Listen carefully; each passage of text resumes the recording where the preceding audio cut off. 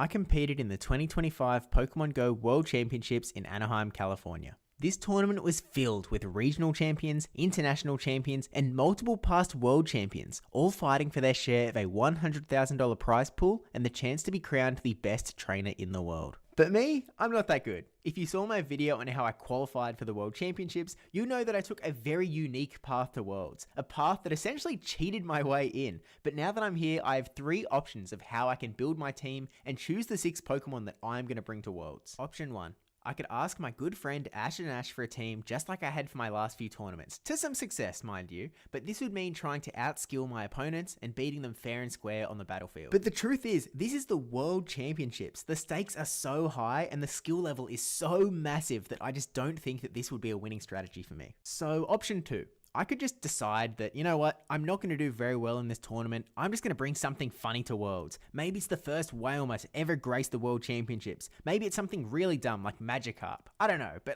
I really did give this some serious thought. Just do something funny, but in the end, I decided that I would go for option number 3. If I want the best chance to actually become the World Champion, I can't rely on skill. I need to rely on luck. I need to rely on RPS. Rock, paper, scissors, or RPS is the oldest strategy in the book. You attempt to guess which 3 Pokemon your opponent is going to bring and bring a hard counter to each of them. If you guess right, it is almost impossible for your opponent to win. But if you guess wrong, well, it probably won't go very well. The World Championships has a double elimination format, which means if you lose twice, you're out of the tournament. If I can just guess the teams of 9 opponents in a row, I will instantly become the Pokemon Go World Champion. It's that simple. Now, is this unlikely? Obviously. But is it possible? Yes. And that is all I needed to hear. Building an RPS team isn't as easy as it sounds. You need a hard counter to every Pokemon in the meta, but it's more than that. Imagine you only have one hard counter for 2 different Pokemon on the opponent's team. Say that you use your Credilli to beat their Marowak, but then you don't have a lot of health left, and all of a sudden their Quagsire might actually be able to beat your Credilli, and all of a sudden this Quagsire just destroys your entire rest of your team. So really, you actually kind of need 2 checks for every single Pokemon in the meta, which is pretty tough when you've only got 6 slots on your team. I started team building by looking at the usage data from Inadequence's Candle Cult Discord server, the most prolific space of practice tournaments in Pokemon Go. And as I stared at this top 10 usage, all I could think about was the most famous RPS Pokemon of all time. Bastiodon might legitimately be good here. With the power of Smackdown, it can beat Credilli, Dusclops, Drapion, Mandibuzz, Talonflame, Lapras, and there is even a win condition against Dedenne if they don't know how to play it. I legitimately believe that Bastiodon is being slept on going into Worlds, and so it is going straight onto my team. But that means that I need coverage for the ground types, like Marowak and Quagsire, as well as the steel types, like Tinkaton and Scizor. But luckily, I know a Pokemon that can beat both ground types and steel types, and its name is Gastrodon.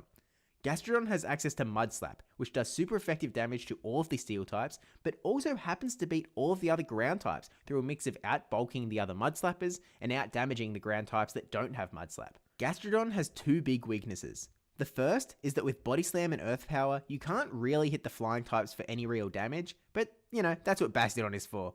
The real weakness though is Grass, and it is a serious one. The Grass type Credilli is the most used Pokemon in this format by a country mile, and while Bastiodon can beat it, we need more coverage if it's going to be on almost every team. Meet Shadow Annihilape. Not only does Annihilape dominate the Credilli matchup, but much more importantly, Annihilape is going to serve one of the key roles in this team. The ability to win back switch advantage. Imagine we lead Bastiodon and our opponent leads Quagsire. Bad matchup for us. We can swap into Shadow Annihilape, which will make our opponent do one of 2 things. One, they might stay in, and then Annihilape can just guarantee the win, or more likely, they'll swap out into another Pokemon. You might remember when I used Shadow Primeape in Johannesburg, where I give it 2 shields in almost every matchup and it can basically beat every Pokemon in the meta. Well, in the World Championship meta, Shadow Annihilape is one of the best Pokemon with 2 shields, able to beat a majority of the Pokemon that might swap into us, meaning that we have a decent chance of winning back switch advantage and putting RPS back into our favour. But if you paid attention to the meta, you might be saying that Shadow Scizor is clearly the superior Pokemon in that role, the better Pokemon to give 2 shields. And you would be right.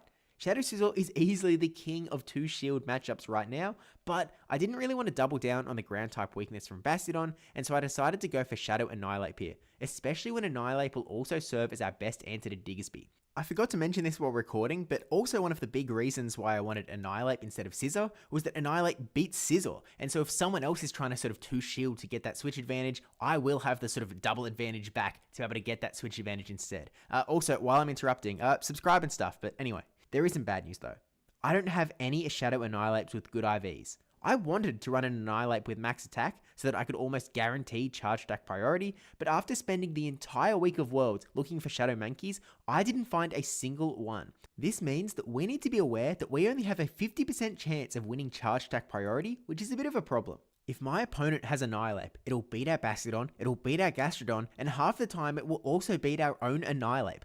This means that it is time to bring in the big guns, the second horseman of the RPS apocalypse, Wigglytuff.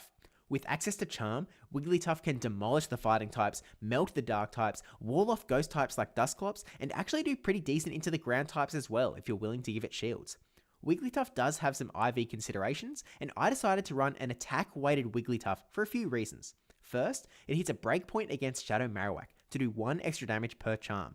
Without this extra damage, Marowak would only need a single turn, 1/2 of a second of advantage to flip the 2 shield matchup, meaning that if Marowak swapped into my Bastiodon, I would not be able to counter swap Wigglytuff because Marowak would actually beat me.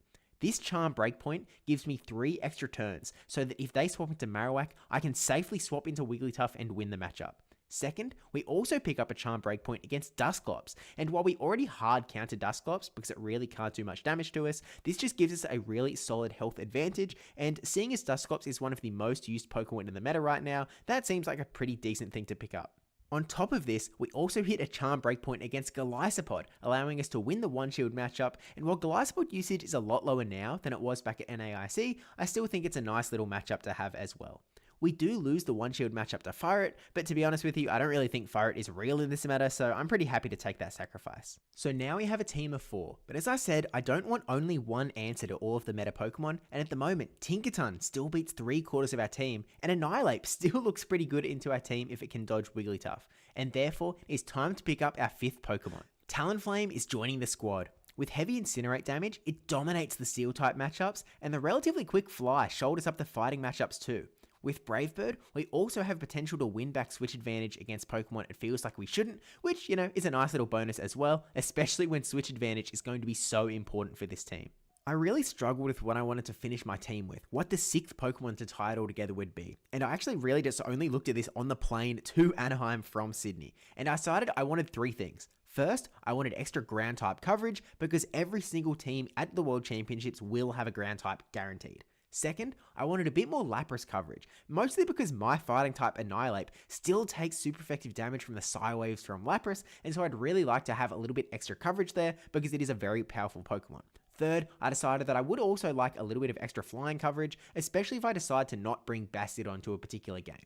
And look, if you look at these Pokemon and you really think about what is in this meta, there is only one answer. Who could it be but Little Miss #1 usage over here, Credilli? And yes, you do actually have a decision here. You can run Acid Credilli or you can run Bullet Seed. And as you can see, I decided to go for Bullet Seed for 2 reasons really. Number 1, you do get your first charge attack just slightly faster, 1 second faster, which to me makes all the difference. I really think that that is a massive thing and it is absolutely worth going for Bullet Seed. You also do get better ground type coverage, which again was one of my priorities, as well as a better water type matchup in general, which pretty much every team does have water type, so it's pretty nice. You do actually lose out on a few matchups here and there. The acid damage really does help with the Dedenne matchup especially, and so I'm just sort of deciding like, look, I'm pretty comfortable with the Bullet Seed Credilli. I think it's going to be fine. And just like that, we have our team of 6 ready to go into the Pokemon Go World Championships, hoping to become a champion. There are definitely some weaknesses here. For example, Gligar looks pretty great into our team, but I decided that I'd take the gamble that we wouldn't see any. Clodsire is also kind of scary, but we definitely have some answers. I'm kind of just hoping that there isn't some sort of wombo combo with like, Clodsire and Annihilape or something that would really make it pretty tricky to deal with. I attended the previous 2 World Championships with a Creator Pass, witnessing firsthand as I walked into the venue all of the staff members clapping and cheering for all of the world's qualified battlers entering the hall. But this year, as I walked into the venue, I was one of the people they were clapping and cheering for, qualified for Worlds, and it couldn't help but feel a little undeserved, but hey, I'll take it. But my first round was at 9 AM, and so as we were settling in for the opening ceremony, all I could think about was my first game. Live performances were happening on the stage, and I was just glued to my phone doing PV Poke Sims. But the ceremony concluded, and all of a sudden, it was time to play my first game in the Pokemon Go World Championships. My first opponent is Awesome HW, one of the 4 battlers from South Korea that qualified for Worlds through the brutal South Korean playoffs. And I've got a bit of a problem, because they are running the Annihilate Clodsire combo that I'm a little bit worried about. But maybe I don't need to be that worried, because look at my Annihilate. In the 2-shield matchup, it beats Clodsire, it beats Drapion, it beats Lapras, it beats Diggersby, it also beats Credilli, and there's a 50% chance that I'm going to beat that Annihilate in Charge Attack priority as well. So I'm really just sitting there hoping, like maybe, if I can beat that Annihilate in Charge Attack priority, I will guarantee winning switch advantage in the lead, and I will guarantee win this game if I can pick the back line correctly. And so that gives me a lot of confidence going into game 1. I am going to lead Annihilate. With that in mind, my opponent is definitely bringing Annihilate, and so I'm going to have Wigglytuff in the back as the super hard counter to that Annihilate. And because I know that Clodsire is going to come as the ultimate bodyguard against Wigglytuff, I'm deciding that I'm also going to bring in my Gastrodon, not only to hard counter the Clodsire, but also to cover for that potential Shadow Drapion safe swap that might come in as well. And really, the only big threat to my lineup with Wigglytuff and Gastrodon is the back,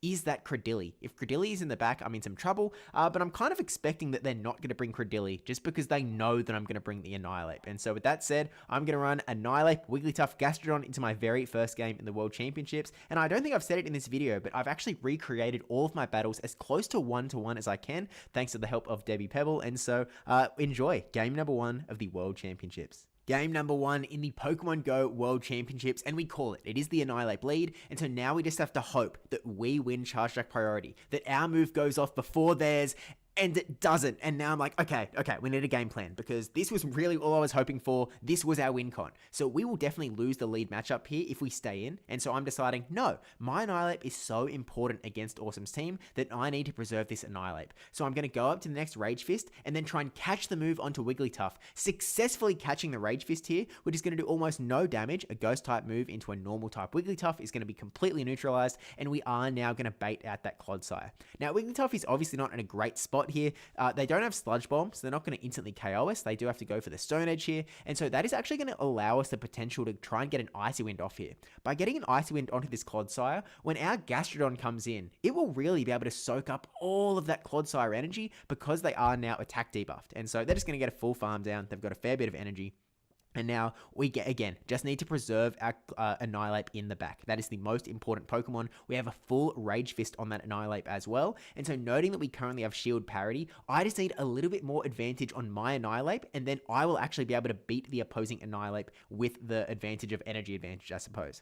But now that the Clodsire is down, they bring in their final Pokemon, which is the Lapras. And I'm like, okay, Annihilate can take this Lapras down if we bring the health down a little bit. And so that's what Gastrodon is going to do here. We go for the Earth Power to weaken it down a little bit more, and I decide, and this is my mistake here, I go for the Body Slam, right? And so I'm just like, okay, let's weaken down this Lapras just this little bit more. Now we can swap into the Annihilate. We could get a full farm down here. We get 1 counter, meaning we are now 7 counters ahead of the opposing Annihilate, 6 for a Rage Fist. They swap in, we throw 1 Rage Fist, which means that they get the extra counter back while we're throwing this Rage Fist. We used our shield on the Sparkling Aria, which means that we are now on parity. We have the same amount of energy, which means they win Charge Attack priority. They win against this Annihilate, and they win this game for sure. I mean, look, our Gastrodon comes in, but it has to take out both this Annihilate and that bit of Lapras in the back, and unfortunately, we're just not able to do it, and we lose game 1 of the World Championships. But I have a secret up my sleeve.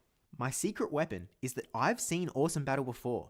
Now, usually this would be fine, like, you know, a lot of people have different play styles, you can sort of learn a thing or two, but there's something very specific about Awesome that I've learned by watching his gameplay, and that is game 1, whether he wins or loses, I have never seen him use the exact same lead in game number 2, meaning that now I know, well, I believe that Annihilate is not going to be there as the lead in game number 2, which means no matter what, I'm going to have a much more positive time leading my own Annihilate. Now, importantly, I'm going to guess that is the Clodsire, because Clodsire, as much as I said that I do win the 2-shield scenario, it is actually a little bit dependent on which moves I throw, when shields are used, and so technically Clodsire can win that one, so I think that Clodsire is likely, but I'm just going to run the exact same lineup back. I don't think they're going to Credilli. I still think they're too scared of my Annihilape, and I think that it is time for me to finally get back in this Pokemon Go World Championships. Game number 2 in the World Championship arena, and it is not the Annihilape lead, which is great. It is the Clodsire, which we called, but it's fine because we do have a chance of winning this one. So we're going to go straight for the Rage Fist. I don't think that even if we went for the Ice Punch that they'd shield, it's an unboosted, Ice Punch, so it's not as threatening as the later ones. So now we've got our attack boost, we're just going to shield up every move that Clodsire throws, and really we're going to try and burn all of these shields off the Clodsire. Well, I mean, either way, it's actually pretty decent for us. Either we're going to win switch, win lead, which is great, and so maybe they no-shield this Ice Punch, but they don't. But that's fine, because I'm like, you know what? I actually have a bit of an alternative game plan here. Maybe I don't need to win lead, because if there's no Credilli in the back, my Gastrodon is actually looking really safe into their entire team, and maybe I can set myself up for a really strong position. So I go for the Rage Fist, hoping they no-shield, but hey, a shield comes up, that's fine. I'm swapping straight into Gastrodon. Forget about that whole lead, win team, win game sort of vibe. We're going for something a little bit different. Gastrodon going to come in, get as much damage onto this Lapras as possible, eat the Sparkling Aria, which is fine, and we know that we can't eat another one, but I don't think that we need to. We're going to throw this Earth Powered to weaken down this Lapras. And remember how in that first game, my Annihilape needed that advantage to beat the opposing Annihilape? Well, here, I didn't click on the Body Slam because instead, I'm going to bring in my Annihilape. I don't think they're going to swap, and my Annihilape should be able to get 2 counters off of this Lapras, meaning that even if their Annihilape came in here, I would beat it. But it's even better because they bring in their Clodsire. But what's my Pokemon in the back? It's Wigglytuff. I know that they have Annihilape in the back. They've just used all of their energy from their Clodsire, and now my Wigglytuff is going to absolutely chunk this Annihilape away. It gets a move off. It doesn't matter. It's a Rage Fist. I can eat that all day. This Annihilape is going to go down. The Clodsire in the back is about to go down, and I've just won Game 2 in the World Championships. We are now 1 game away from winning our very first round against our first opponent.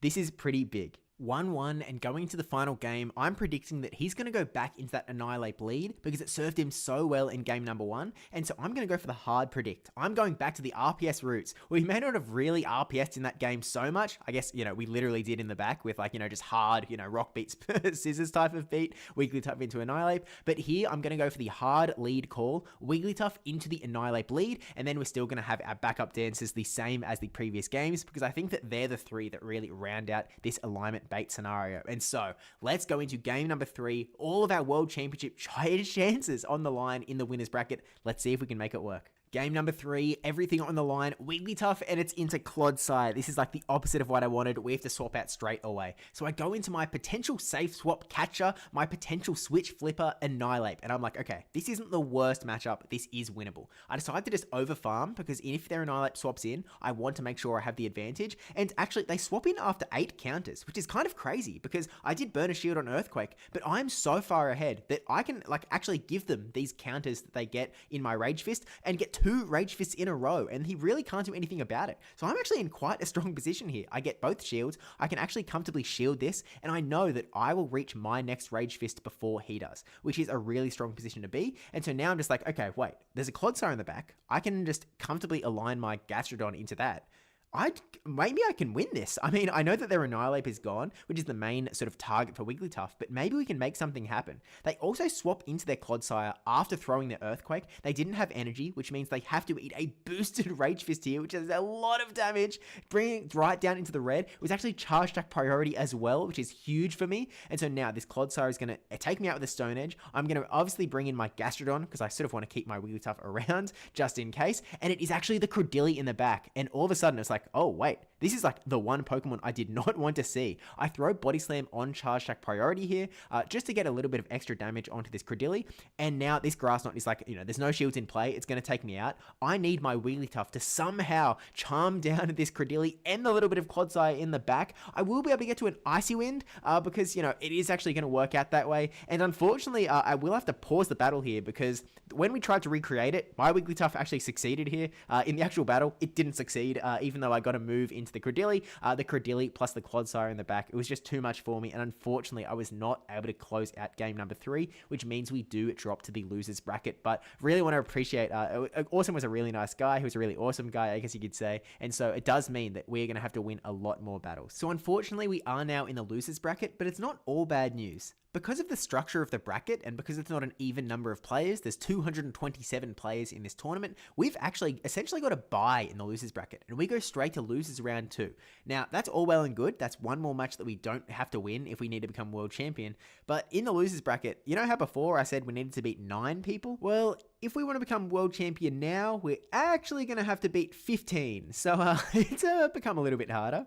But let's make it happen, I guess. My next opponent is Diarchus from Mexico, and he's one of the grittiest losers bracket players of all time, so nothing to sneeze at. At the Bogota Special Championship, after winning the first 2 rounds after a bye, he lost to Richie, who ended up winning the tournament, by the way, and then went on a 1, 2, 3, 4, 5, 6, 7 win streak to go to the grand finals to see Richie again beat him to flip the bracket in the grand finals and then go down 1 to 3 in the grand finals reset to come second place at Bogota.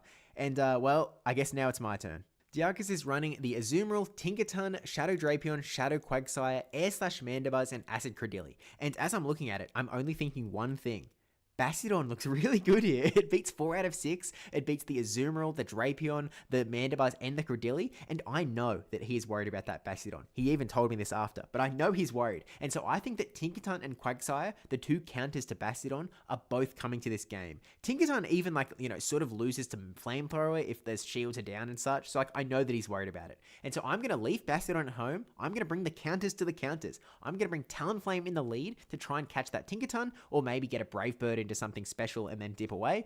And then I'm going to bring in the Credilli to counter the Quagsire later on. But Credilli also looks really strong into Diarchus' overall team. It beats Azumarill, it beats Quagsire, it beats Mandibuzz. With the extra pacing, you can actually beat the Acid Credilli as well. Even Drapion isn't terrible for you. Again, it is just that Tinkaton. And so by putting a Talonflame in the lead, I can also run away if I need to and make sure that I get it onto that Tinkaton later.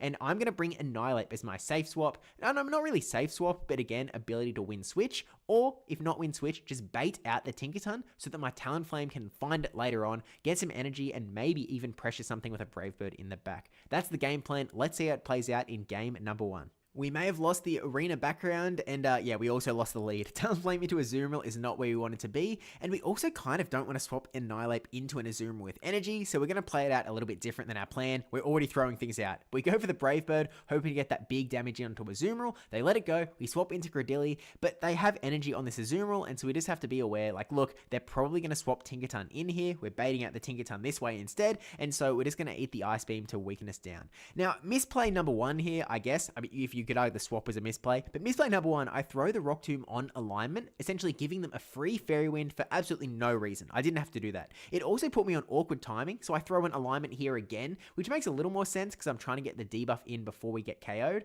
but it actually just puts us in a spot where Diarchus is able to keep Credilli alive, keep themselves with a little bit more farm. This player doesn't KO, and so instead of letting them farm all the way down, I decide to swap into my Talonflame, thinking look, even if they swap out of this matchup, I'm going to get an energy advantage, and maybe I can throw more energy into the backline. We use our first shield. He makes a really beautiful play there where he goes for the 2-turn Fairy Wind and then swaps on the 3rd turn. The Incinerate damage doesn't apply to the Tinkaton, and it instead applies to this Azumarill. Really, really nice play from his end. Well, I'm playing very sloppy, so we let the Talonflame go here, which is a little bit unfortunate, but I'm just look, I need to get an advantage somewhere. Maybe Annihilate can get enough counters here that it can actually do something in the back. Unfortunately, it is not enough to get the KO. We don't throw the Rage Fist either. We just let this move, burn a shield from us, keeping all of the energy, hoping that that energy can go somewhere in the back. It's the Quagsire in the back. We knew that it was going to be Tinkaton Quagsire. We have just not got the alignment that we wanted, but maybe we can make something happen with a catch. Maybe.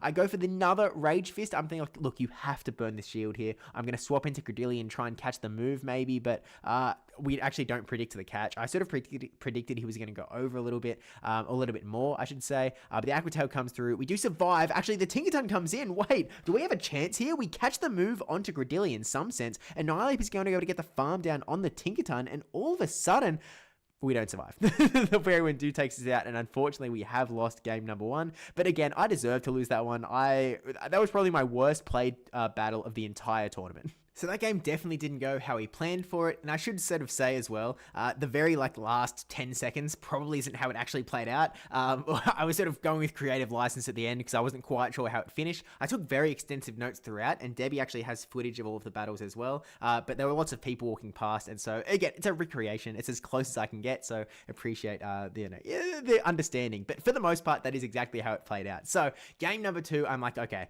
Tinkaton, obviously a bit of a problem. I don't think that I can bring Annihilate in the back. It just doesn't really work here. I mean, obviously I threw the plan away, but having Azumarill and Tinkaton just sort of broke my plan a little bit. And so I'm like, okay, no Annihilate. Instead, I'm going to go for the same Talonflame lead, but I'm going to also have Gastrodon in the back. So whether Tinkaton is at the start or at the end, I'm going to have a Tinkaton hard answer. And Talonflame, again, has that ability to go for that Brave Bird. No matter what is in the lead, I can do some big damage. And if it's a Tinkaton, really big win, maybe we can just hard RPS it. And so that's what we're going to try. Game number 2, to try and keep our dreams alive. If we lose this battle, we are out of Worlds.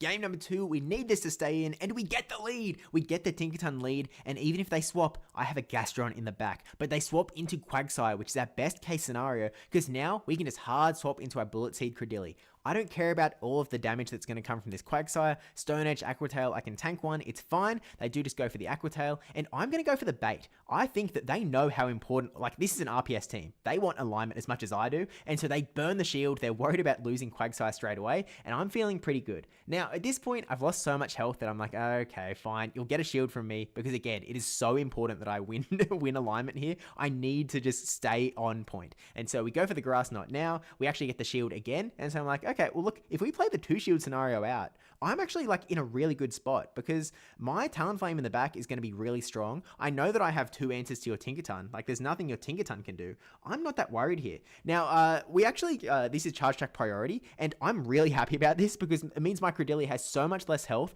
No matter what they come in with, they won't get any farm, and I don't need my Credilli anymore. This was the number one thing I needed Credilli for, and the Tinkaton comes in. So now I'm like, okay, where do we go? And I decide again, they're probably going to swap, and my Talonflame with energy is where I want to be. They bring in their Mandibuzz, and I'm like, oh, this is so good. Could you imagine if, even if we brought in the Gastrodon, I guess they would swap into Mandibuzz, we bring out Talon later. But if they stay, look, it's just worked out really nicely here, and we get the Charge Attack priority. We got the Brave Bird through first. They tried to click a move there on the fly, but the fly goes through first. It gets the KO. He swaps into Tinkaton. Gastrodon comes in. We can tank a Play Rough easily here, and this Earth Power is going to be enough to get the KO, and we just hard alignment RPS that game. No skill involved, just straight easy wins, and that is what this team was designed for. And now, if we can just do this a second time, if we can guess his team again in game number 3, we will move on to the next round of the World Championships. Securing my second 1-1, I now need to make a call for game number 3 again. And I'm thinking that Quagsire or Azumarill are the most likely Pokemon to come out in the lead, especially after I've run Azumarill 2 games in a row.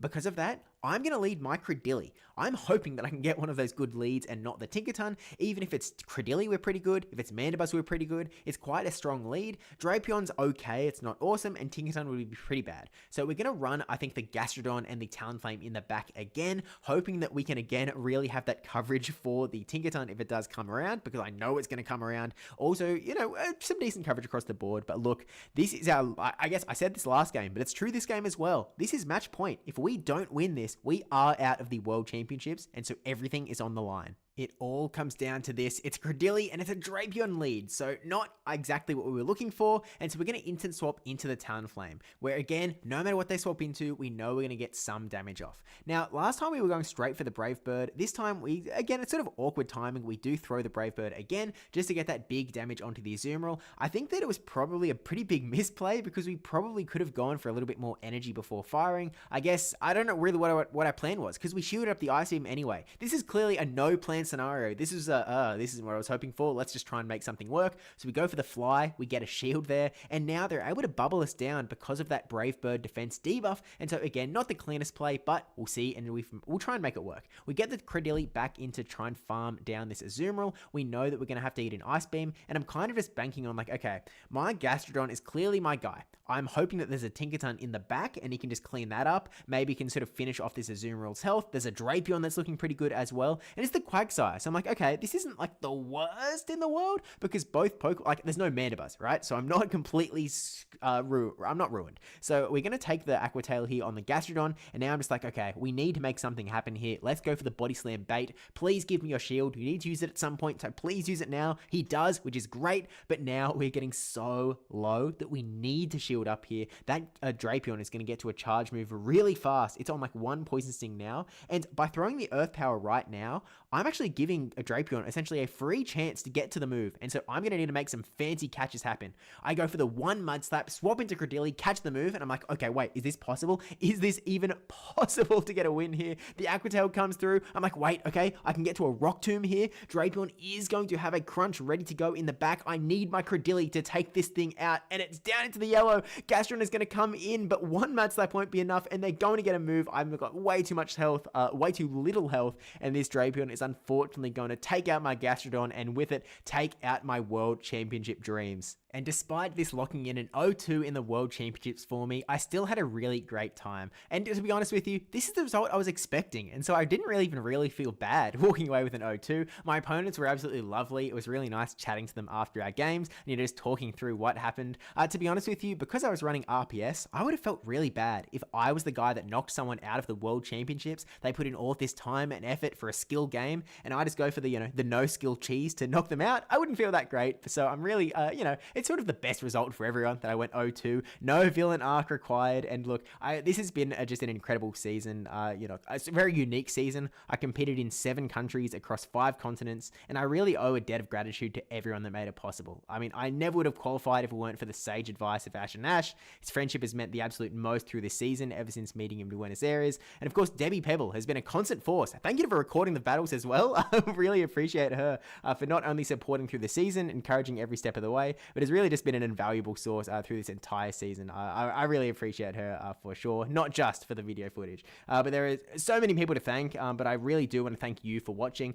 This is the 3rd in a series of higher effort videos that I've started to make, and I really appreciate everyone that's taken the time to give them a look, and I hope that you'll subscribe and stick around for what comes next, because this isn't the last big video that I'll be making on this channel, and I hope that you'll see the next one. So thank you all for watching and for supporting me through the 2025 season. I had an absolute blast. Thank you to my patrons and YouTube members as well, and I really look forward to seeing what happens in the 2026 season, maybe even becoming the 2026 Pokemon Go World Champion. I look forward to seeing you there.